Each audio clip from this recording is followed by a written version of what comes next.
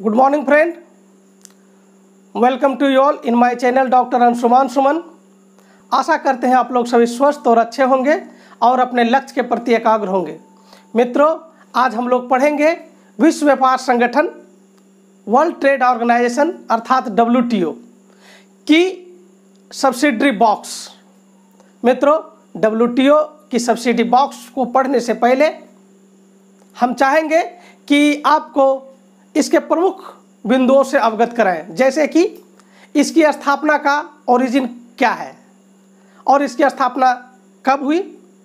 इसी परिप्रेक्ष्य में मित्रों हम देखते हैं कि 1948 ईस्वी में 1948 में गैट नामक संस्था की स्थापना हुआ। गैट का अर्थ है general agreement on traffic and trade, और इसकी स्थापना विश्व व्यापार की नियंत्रण एवं नियमन के लिए किया गया था। किस प्रकार से व्यापार संतुलित हो पूरी दुनिया का। और उसके बाद हम इसी क्रम में देखते हैं मराकेश एग्रीमेंट 1994 में हुआ। पुनः इसी बात पर जोर दिया गया कि किस प्रकार से वैश्विक व्यापार को नियंत्रण एवं नियमन किया जाए। और इसके तुरंत बाद हम देखते हैं 1 जनवरी 1995 को WTO की स्थापना। ठीक है, तो यदि पूछा जाए कि WTO की स्थापना कब हुई तो 1 जनवरी 1995। अगर उसका ओरिजिन पूछा जाए तो गैट, अगर इमीडिएट ओरिजिन पूछा जाए तो मराकेश एग्रीमेंट। ठीक है, अब क्लियर हो गया इसकी स्थापना। अब यदि बात करें कि WTO की जो है हेडक्वार्टर्स कहाँ है, तो WTO की हेडक्वार्टर्स जनेवा में है, जो कि स्विट्जरलैंड में है। WTO की कुल सदस्य 164 हैं। और यदि इसकी ऑफिशियल लैंग्वेज की बात करें, भाषा की बात करें, तो 3 भाषा है, अंग्रेजी, फ्रेंच एवं स्पेनिश। मित्रों, अब जो है मुख्य रूप से अगर जो सबसे इम्पोर्टेंट बात है कि आखिर WTO का एम क्या है, उद्देश्य क्या है, तो उसको पहले समझें कि इसका जो एम है वो है व्यापार पर नियंत्रण एवं नियमन करना। पूरे दुनिया में हर देश को, चाहे वो सबल हो या निर्बल हो, उसकी व्यापार में समानता लाना। और जो सबसे इम्पोर्टेंट बात है वो मुक्त व्यापार को यह समर्थन करता है, अर्थात ग्लोबलाइजेशन को समर्थन करता है WTO। मित्रों, ये इसका महत्वपूर्ण बिंदु थे। अब जो है हम बात करेंगे कि WTO की सब्सिडरी बॉक्स क्या है और कितने प्रकार की सब्सिडरी बॉक्स की व्यवस्था है। तो मित्रों, सब्सिडी बॉक्स को समझने से पहले हम सब्सिडी, एक छोटा टर्म है, उसको देखें। सब्सिडी क्या होता है? किसी भी देश की सरकार द्वारा दिया जाने वाला मुआवजा, जिससे कि लागत जो है कम हो जाए और जो उत्पादन का जो उत्पाद जो है वो सस्ता हो जाए। इसीलिए देश जो है, देश की जो सरकार है वो सब्सिडी देता है अपने ही लोगों को, ताकि उसका जो है निर्यात जो है बढ़ा रहे और आयात पर कंट्रोल रहे। तो चलिए इसको हम और थोड़ा इलेबोरेट करते हैं। यह देखे हैं कि यदि किसी देश का निर्यात ज़्यादा है और आयात यदि कम है तो वो देश का जो व्यापार संतुलन उसके पक्ष में रहता है, अर्थात वो देश ज़्यादा फलता है, ज़्यादा फूलता है और ज़्यादा ही विकास करता है। तो अगर सिंपल बात करें कि कोई भी देश तब क्या चाहेगा कि निर्यात बढ़ाना चाहेगा, आयात घटाना चाहेगा। और निर्यात मित्रों कैसे बढ़ेगा? निर्यात बढ़ने का यही बात है जो हम बार बार कह रहे हैं, जिस पर चर्चा कर रहे हैं। क्या चर्चा कर रहे हैं? हम कह रहे हैं कि अगर सरकार अगर अपने लोगों को, जो प्रोडक्शन करता है, जो उत्पाद बनाता है, अगर उसको रियायत दे देगा, चाहे वो टैक्स में भी रियायत हो सकता है या इनपुट रियायत हो सकता है, जो उत्पाद का जो सामान होगा वो खरीदने में अगर सरकार कुछ छूट दे देता है, तो यहाँ पे प्रोडक्शन पे जो लागत कम होगा, इससे यहाँ के वस्तुओं का मूल्य कम होगा, यानी सस्ता होगा। और जब वस्तुओं का मूल्य सस्ता होगा तो पूरे विश्व में, यदि WTO मुक्त व्यापार की बात करता है तो पूरे विश्व में अगर ये सामान जाएगा और जो चूँकि सस्ता रहेगा तो इसका डिमांड बढ़ेगा और इसका निर्यात बढ़ेगा। और एग्जाम्पल के तौर पर आप चीन को देख सकते हैं। चीन का सामान पूरे दुनिया में पटा हुआ है। इसका मूल कारण यही है कि चीन में जो वस्तुएं निर्माण होता है उस पर लागत बहुत कम लगता है और लागत कम की वजह से जब इंटरनेशनल मार्केट में वो सामान उतरता है तो बाकी सारे देशों की मार्केट की वस्तुओं को एक प्रकार से पराजित कर देता है मार्केट में, बाजार में, क्योंकि सस्ता माल सब खरीदना चाहता है और सस्ता के साथ अगर कुछ ड्यूरेबिलिटी हो तो और भी ज़्यादा अच्छा है। तो यही प्रश्न है। तो WTO का काम है कि पूरे दुनिया में जितने देश हैं उसके व्यापार का नियंत्रण करना, लेकिन हर देश अब क्या चाह रहा है, उसका इच्छा क्या है, उसका इच्छा है उसका निर्यात बढ़ जाए। तो अब इस चीज़ को समझे हैं तब हम जो है सब्सिडी को समझेंगे, तब बहुत आसानी से समझ लेंगे।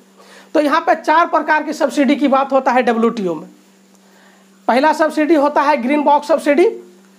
ग्रीन बॉक्स सब्सिडी के तहत कोई भी देश जब सब्सिडी देता है तो जो विश्व में व्यापार चल रहा है उस पर कोई प्रभाव नहीं पड़ता है, यानी व्यापार को नुकसान नहीं होता है।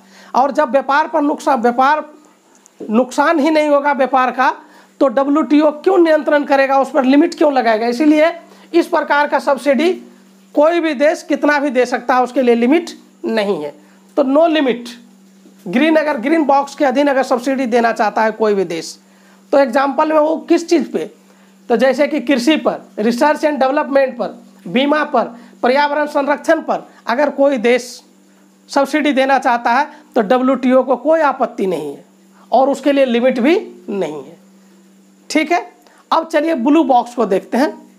ब्लू बॉक्स में कुछ देश ऐसे हैं जो कि प्रोडक्शन को कम करना, उत्पादन को ही कम करना चाहता है।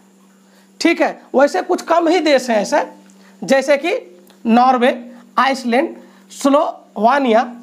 लेकिन इस प्रकार का सब्सिडी भी जो है, ब्लू बॉक्स का सब्सिडी भी जो है वो व्यापार को नुकसान नहीं पहुंचाता है।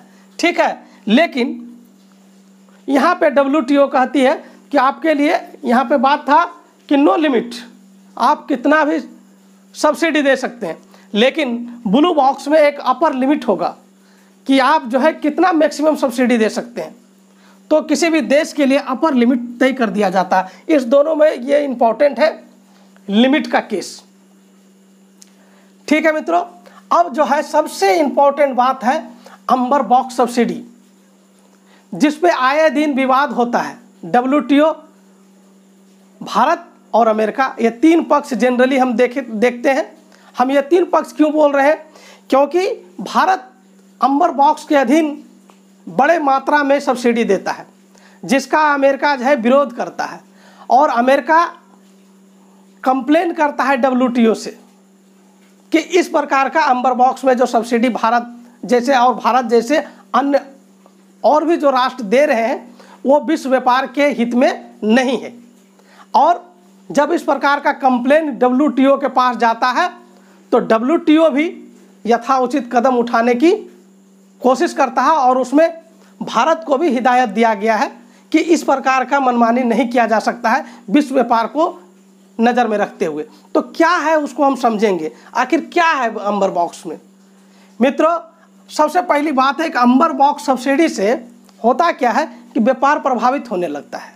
अभी तक हम अम्बर बॉक्स को नहीं समझे हैं, तो इसीलिए अभी तक ये भी नहीं समझ में आ रहा होगा, बहुत आसानी से समझ जाएंगे, धैर्य बनाए रखिए। व्यापार कैसे प्रभावित होता है अम्बर बॉक्स सब्सिडी से, उसको देखना है। तो सबसे पहले अब ये अम्बर बॉक्स सब्सिडी 2 प्रकार से आप देख लीजिए, 2 प्रकार से ये सब्सिडी मिलता है। पहला एक इनपुट बेस्ड सब्सिडी मिलता है और दूसरा प्राइस बेस्ड सब्सिडी मिलता है।